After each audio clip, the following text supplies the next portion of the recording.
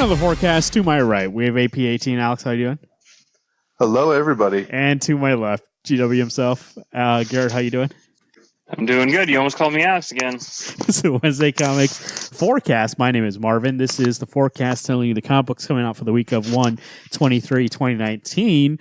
Almost done with the month of January and moving on to February. You know what they say, Alex, right? Nope. Cold today, hot tamale. So Well, I don't think that's to do with February, but okay. In Bizarro World, maybe. Not a big week of comics, but we're going to get through it as we always do. Oliver, number one. This is Gary Whitta, Derek Robertson. Series premiere. This is Image Comics, by the way. Award-winning screenwriter Gary Whitta, that's Rogue One, the Book of Eli, teams up with celebrated artist Derek Robertson from Jeez, I can never say that. Happy the Boys, and for a new take on this literally classic from a futuristic twist, Oliver reimagines Charles Dickens' most famous orphan as a post-apocalyptic superhero fighting to liberate a war-ravaged England while searching for the truth about his own mysterious origins.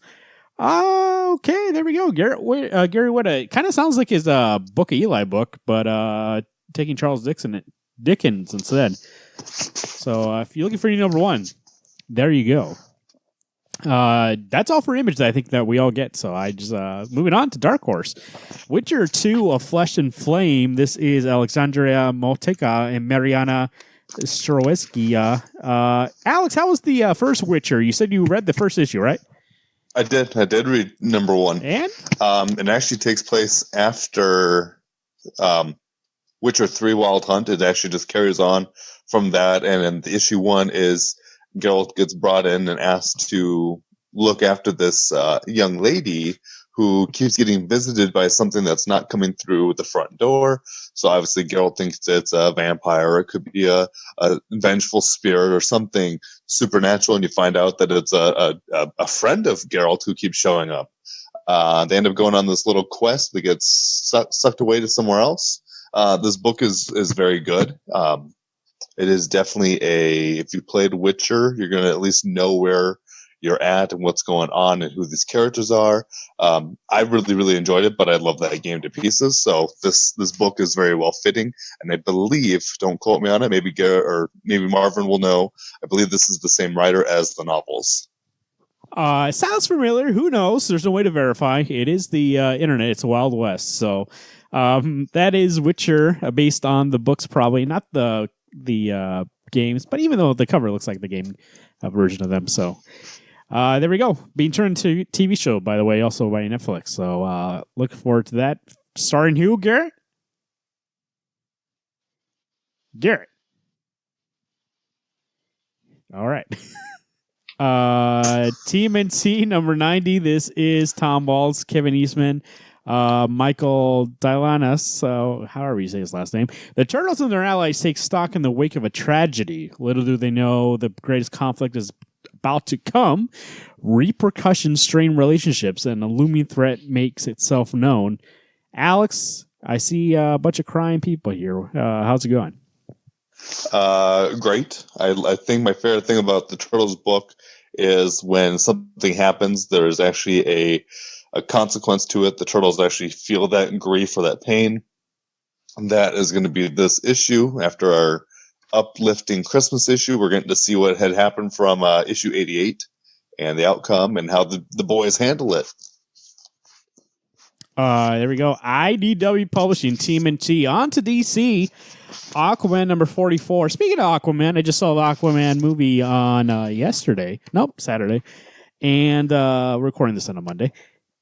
Aquaman the movie. Enjoyed it. So actually, this is Kelly Sue DeConnick and Robson Roca and Daniel Hernandez. Aquaman number 44. I believe I saw a little text conversation from you two that you're jumping into this. Is that correct? Yes. I decided against it just because I didn't get a chance to get issue 43, which is the start of the arc, and I know the second issue is coming out this week. I'd rather have read the first issue before getting the second issue and not the reverse order. So I'm just going to wait for it in trades. So you don't like that movie? No, I love the movie. I thought the movie was really fun. I think, like, I don't know, for some reason I feel like I saw a lot of bad reviews on it. Maybe it was Entertainment Weekly. Some guy got pissed off or something. It was like, just saw Justice League before that or something. But I thought it was a really fun movie. I was entertained the entire time. And it had a really great cast of actors as well that I thought did a really good job. Well, movies are subjective, so he could have not liked it as well. Go ahead, Alex?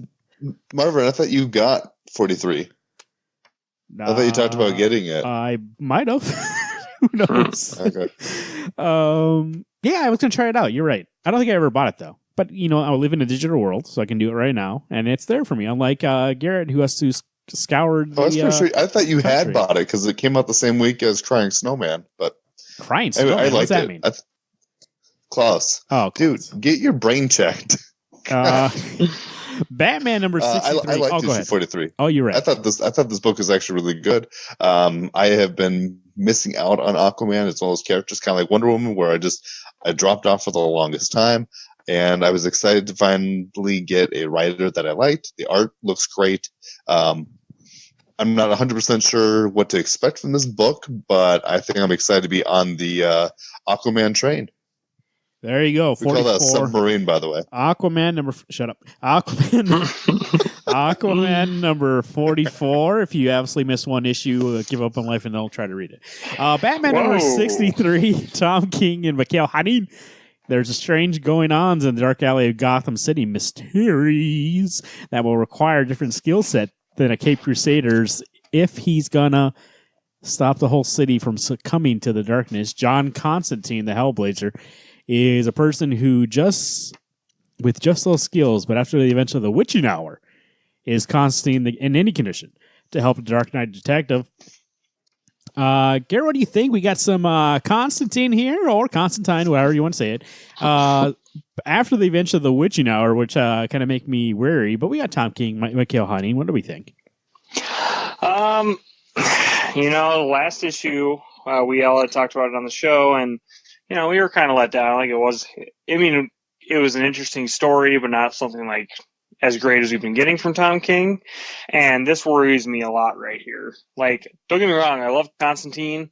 Batman's obviously an amazing character, one of my favorites, but I just don't know what's the point of bringing him in right now, and especially when it's going to kind of be revolving around whatever happened to him in the witching hour. Yeah. Like, that's what I think this book has been at its strongest, when it's inside its own continuity. We don't have to worry about other storylines of other books. If it is, it's like a light mention, and that could still be the case for this book. But I don't know. I'm wondering, like, I get it that the arc right now is Nightmare, and who could help him more than Constantine, who's used to nightmares. But I'm still trying to figure out what this arc is trying to do for the overall story. I've loved the creative team. King is a great writer. Hanin is a great artist. But again, is the content going to be... Is it going to be good enough that I'm excited for more of the overall story, or is it going to be another one of those, well, we're trying to kill time until Bane comes and kills Batman or something like that? I think, unfortunately, that's what this whole arc feels like. It just feels like not necessarily a waste of time, but it is that lull before we get into the final 25 issues of this book that I am mentally fatigued. I think this issue will look great, but I'm not sure what the whole point of this little, I don't know however long this arc will be, 3 issues, 4 issues, 5 issues, another 10 issues, just in case. I don't know. Well, I'm kind of wondering if they're waiting for like a sizzle reel in Detective Comics 1000, because I know Tom King has a story in that book. I don't know. I'm hopeful for it, but I don't think this issue will be as strong. Maybe it will. Maybe I'll be wrong, but I am a little weary on it. Naomi number 1. This is Wonder Comics, DC Comics, Wonder Comics line. Brian Michael Bendis, David F. Walker, and Jamal Campbell. DC's biggest, newest mystery starts here when a fight between Superman and Mongol crashes into a small northwestern town. Naomi, last name, begins a quest to uncover the last time a superpowered person visited her home and how that might tie into her own origin and adoption. Follow Naomi's journey on a quest that will take her into the heart of the DC universe and unfold the universe of ideas and stories that have never been seen before. Join writers Brian Michael Bendis, David Walker, and breakout artist Jamal Campbell in Wonder Comics' massively ambitious new series and new star Naomi. So this is brand new, number one, new character, everything. And by the way, I think that solicit answers that question we had on a show that these people haven't heard yet. That the Wonder Comics are in continuity. If it says that the DC universe and it says Superman and Mongol, it's very confusing. I don't know. But Brian Michael Bendis, if he knows one thing, it's creating new characters and making them very interesting. So, and David F. Walker is a great writer also. So if you are interested to check out a new number one, this would not be the worst option you could pick. So, yeah, I'm going to check it out because, like, you know, Bendis created probably one of the best Spider-Man characters in his entire existence. And I think if he can do that with a new character, I'm sure he's going to do something really special with this Naomi comic, enough for me to give it a try and see if it's going to be something that I want to stick around for. Yeah. Dude, Miles Morales, Jessica Jones, the guy has a list that goes far, far and down. So here we go. Pick that up if you are interested in a new book. Shazam. Number 2, this is Jeff Johns and Dale Eaglesham. Shazam and the Seven Kingdoms, Part 2, Alex Pastrello. Shazam number 2 is coming out tomorrow. Do you watch that new trailer, by the way, Shazam? I did not. That looks pretty good. What about the book? How's it doing?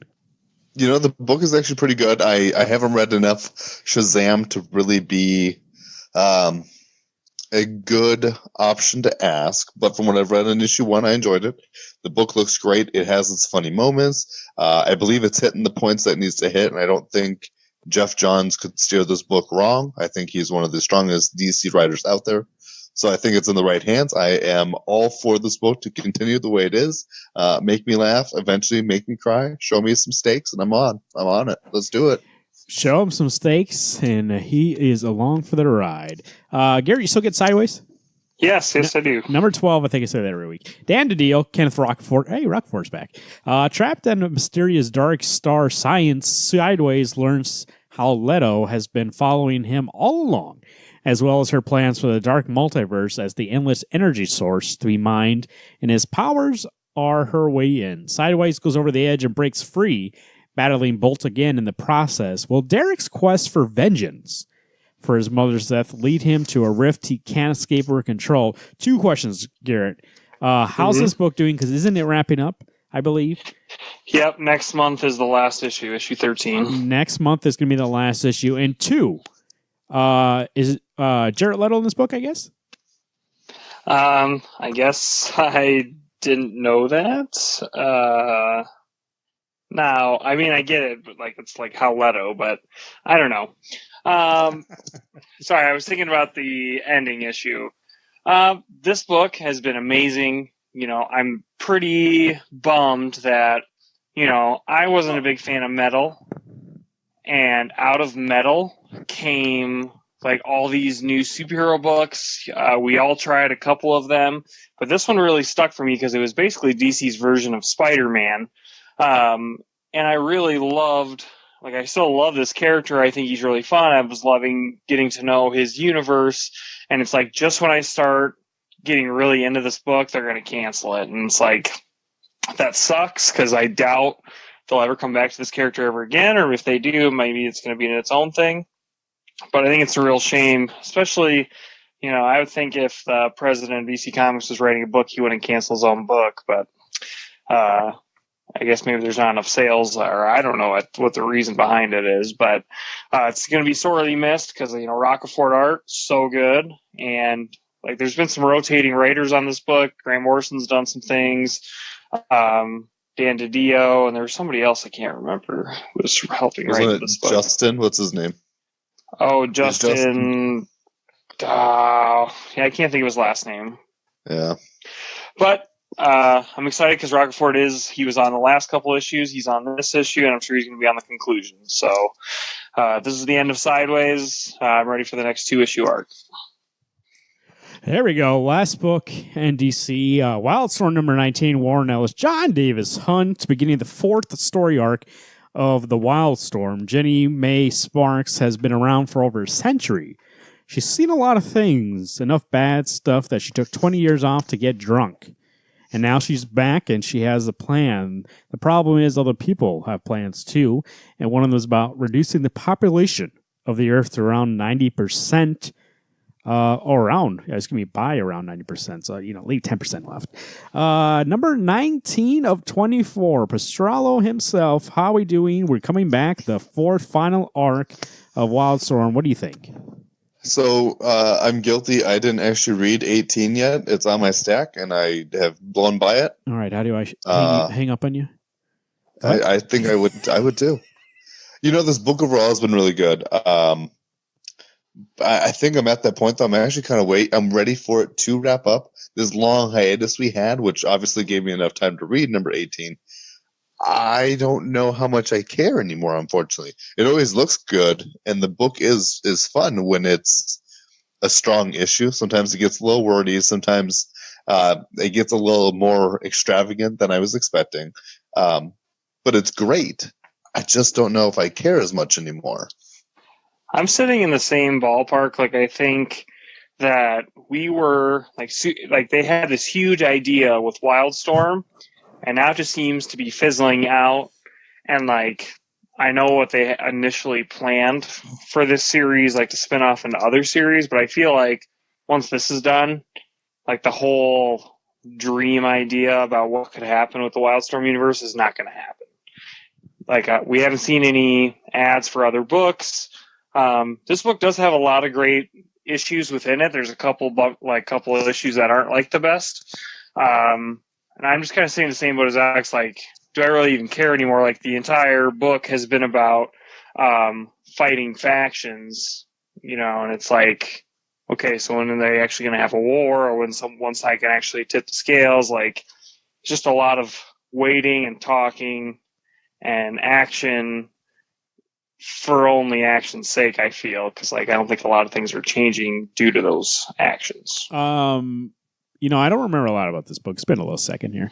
But I do remember feeling I still enjoyed this. And also, I don't really feel like what you were just saying, I don't think is valid.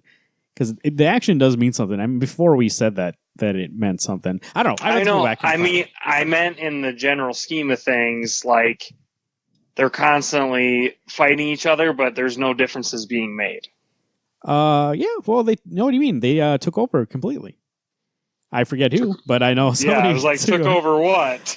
You know what? Sometimes you got to go back and relive memories, so I got to go back and read that probably. Wildstorm, number 19. We got one arc left here. Friendly Neighborhood Spider-Man, number 2. This is Tom Taylor, Juan Cabal. Garen, what do we think? Friendly Neighborhood Spider-Man, how was issue 1? I really loved issue 1. I kind of missed that issue 2 was coming out, but super excited that issue 2 is already coming out. I think this is a great creative team working on this book. Those covers look amazing, and see what I did there. So I really can't wait to get back into this kind of more neighborhood hero story Spider-Man. How do I hang up on Garrett? I'm glad that wasn't the title that they put on there. Kind of neighborhood, maybe more Spider-Man. Well, I mean, it's just your local hero as opposed to your big famous hero. So, hence your friendly neighborhood Spider-Man. And I think that you feel more of a connection to Peter than you do when he's out doing these big epic fights for things. He doesn't always get a lot of time for character development. So. Guardians of the Galaxy number 1. This is Donny Cates, Jeff Shaw, and David Marquez right on that cover. Who will stand? The universe is on fire. Hundreds of worlds are at war. Never has been such hatred and division across the cosmos. And in spite of all this, Thanos of Titan is still dead. Or is he? And now more than ever, the cosmos need the Guardians of the Galaxy. But in the aftermath of Infinity Wars, who is left to answer the call, featuring every cosmic superhero in the known universe by the Thanos Wins creative team, Donny Cates and Jeff Shaw. Alex Pastrello. Why do I keep saying your last name? Guardians of the Galaxy number 1. Here we go. Donny Cates, Jeff Shaw, the team, not only from Thanos Wins, from God Country. They're coming on board, and on that cover, we got a lot of people. What do you think about this book? I'm going to say right now, this is my most anticipated book. I'm so excited for this team to be on a book that I have had a struggle getting into Guardians of the Galaxy normally, and to know that Donny Cates and Jeff Shaw have this book, and oh man, I'm so excited. There's not enough words. I'm just excited. Cannot wait to jump into this book. This will probably be the first book I read when I get it. Oh, you changed your way you're reading books, huh? Sometimes you gotta change the tactics. This is one of those books. I need to read it. Well, seasons change, I heard, and people change. So, Garrett, what do you think? Guardians of the Galaxy #1, you looking forward to it?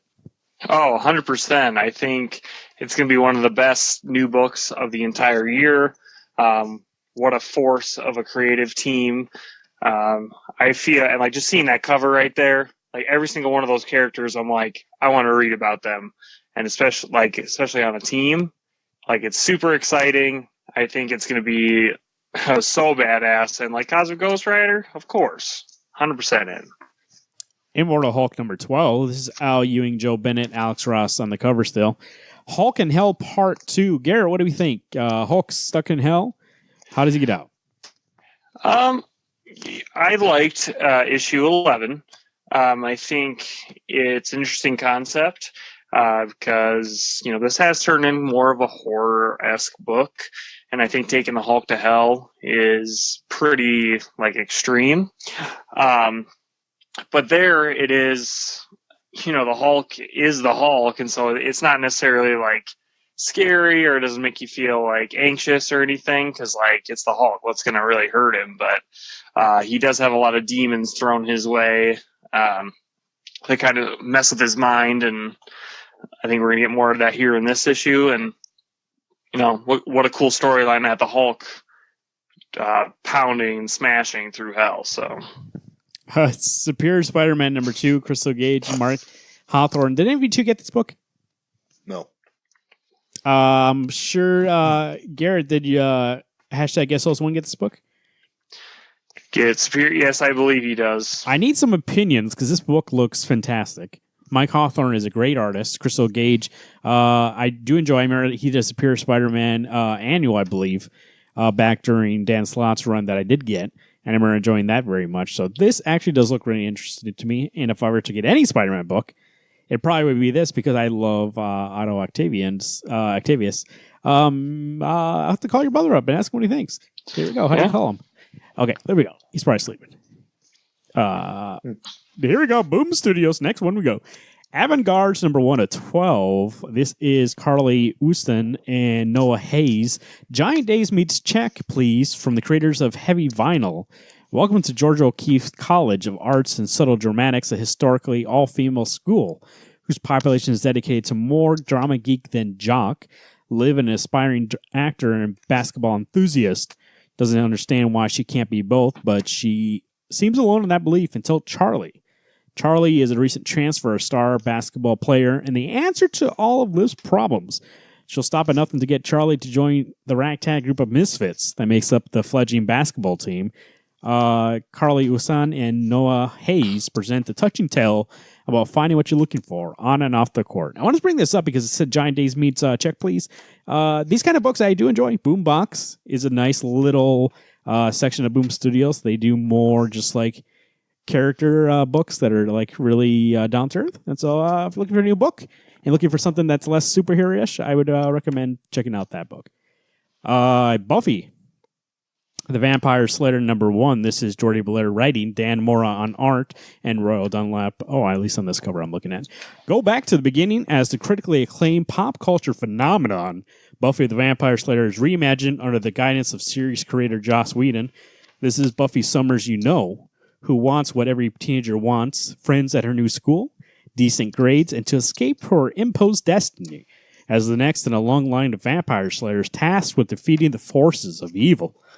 But her world looks a lot more like the one outside your window, as Eisner Award-nominated writer Jordi Belair from Redlands and Ross Manning Award-winning Dan Mora from Go-Go Power Rangers brings Buffy into an era where new challenges, new friends, and a few enemies you might already recognize.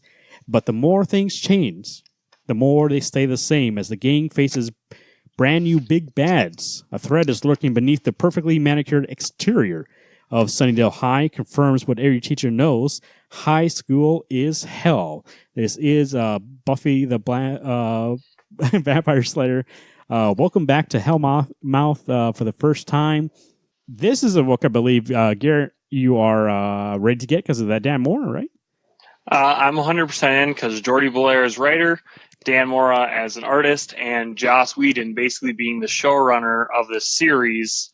I love Buffy the Vampire Slayers on TV, and I know it's being like revamped into a new universe, but I think this is a great way for because I think the idea here is to modernize Buffy for 2018, 2019, like this kind of era instead of like the early 2000s when the show was coming out. So super pumped to get on this book. It's going to look beautiful, and I'm like, anytime Dan Mora's on a monthly book, yes, 100%, I want to be there.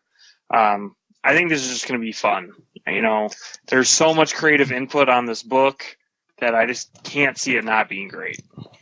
So my only apprehensiveness I have, and I love Dan Mora, I think he's the sole purpose I want to try this issue, is that I don't know how. I've never read anything by Jordi Belair, so it does make me a little.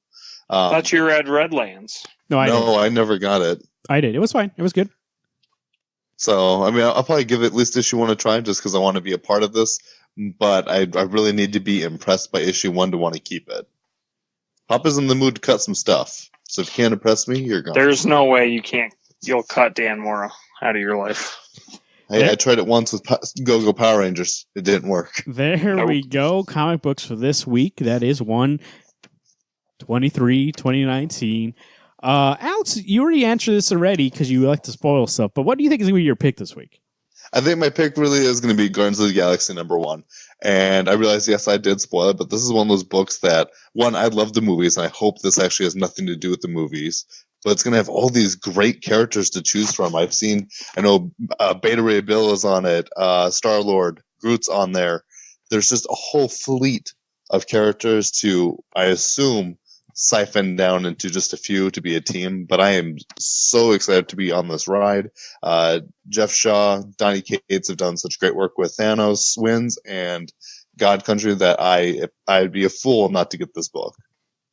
Garrett, what do you think? What's your pick of the week that you're looking forward to? I'm going to 100% say Buffy the Vampire Slayer. I think Boom Studios is such a great company in taking franchises that you love and continuing that fandom. They've done it with Firefly. They've done it with Power Rangers.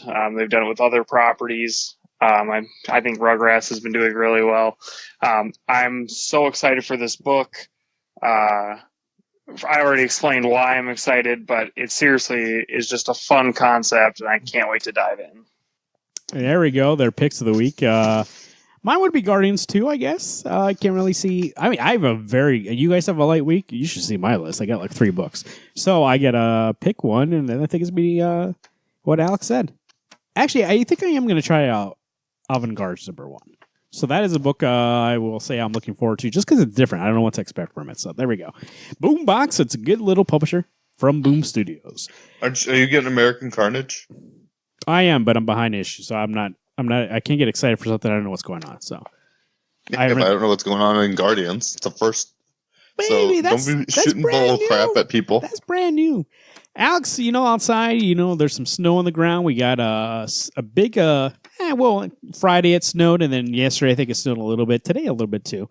And I believe, I'm going to ask you this straight up, because we're recording this on a Monday, that Tuesday I believe is supposed to snow a little bit. Is that correct?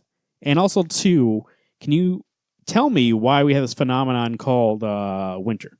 So let me lay it down in one. We are going to get a little snow. Actually, it looks like there could be a little sleet coming. So sleet is rain/snow. It's like more of a sloppy snow, but a colder rain. There, if it's rain/snow, why do they call it sleet? And they don't call it not row or snain? Snain. Yeah, snain. We got to get some snain. Because snain sounds stupid. Snain is more than acceptable. It really does sound stupid. Let's get some snain up in this. Sounds stupid. So anyway. And why do we have winter? Well, one, have you ever heard of the band The Four Seasons? Oh my God. I couldn't say my own joke. Anyway. Here, let me know if this is true. I've been doing a little research recently because I am a scientist. I've been doing a little research recently. I believe, and correct me if I'm incorrect, but the reason why we have winter is because during the last quarter of the year, the sun takes a little siesta. He kind of goes down for sleep. And so that's why the, southern hemisphere, that's why they get summer, because he's down lower. Is that correct? You know what? I'm going to let you have this one. That is correct. It goes to take a siesta. Well, I am a scientist, so that's why. Garrett, those roads out there, though, they got a little snow on them. What we call a snane is coming. So they going to be a little slick tomorrow? It might be. So you might have to drive a little slow. That's okay. But you do want to, when you got all the Iowa drivers going 20 miles an hour below the speed limit, only go like 10 or 5. That way, you'll get to your comic shop, you'll get your books, or, if you're at home, you can just click the Buy Now button. But if you are heading out there to get your books, do it quickly because there's not that many coming out, and the ones that are, I guarantee are going to sell out. There we go. Garrett giving you some driving tips from the man who drives around in a car. You got me. Those comic books this week, like Alex said, some snane is coming. Like Garrett said, get to your shop as quickly as possible before that snane hits the ground. Because when it does, it turns to ice. And ice turns to what? Cold, baby. My name is Marvin. I'm Alex. I'm Garrett. Hey, everyone. Keep reading those books.